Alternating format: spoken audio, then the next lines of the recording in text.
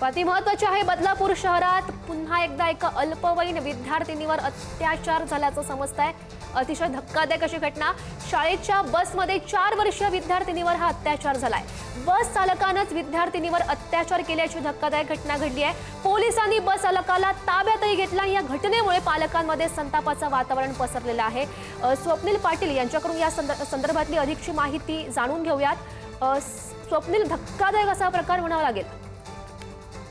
नक्कीच बदलापूर शहर पुन्हा एकदा एका धक्कादायक घटनेने आदरलेलं आहे। बदलापूरच्या पश्चिम प्रदेशातील एका इंग्रजी माध्यमाच्या खाजगी शाळेमध्ये 4 वर्षीय मुली ही शाळा सुटल्यानंतर त्या बसमधून घरी जात होती आणि याच बसमधील बस चालकाने त्या विद्यार्थिनीवर लैंगिक अत्याचार झाल्याचा गंभीर प्रकार हा समोर आलेला आहे। मात्र यावेळेस बसमध्ये कुठलीही महिला मदतीस उपस्थित नव्हती आणि मुलगी गावाल्यानंतर घरी गेल्यानंतर तिने आपल्या पालकांना सांगितलं जी घटना तिच्यासोबत घडली आणि पालकांनी मग घटनाची माहिती मिळतात या पालकांनी सांताप व्यक्त करत शाळा प्रशासनाच्या निष्काळजीपणावर गंभीर प्रश्न उपस्थित केलाय।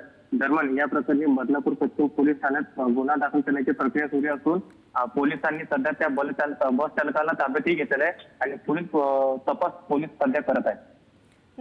नक्कीच स्वप्नील, धन्यवाद दिलेल्या या सगळ्या सविस्तर माहितीसाठी।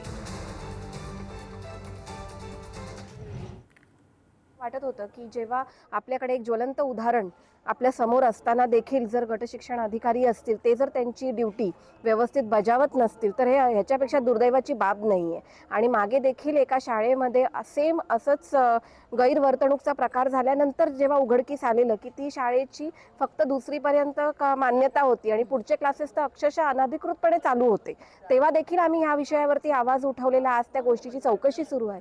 पण एवढं सगळं होत असताना तरीही जर अधिकारी ह्या बाबीची म्हणजे सखोल चौकशी करत नसतील किंवा बदलापूरमध्ये किती इल्लीगल स्कूल्स आहेत यांच्याकडे ते जर लक्ष देणार नसतील तर मग हे असे प्रकार यापुढे घडतच राहतील।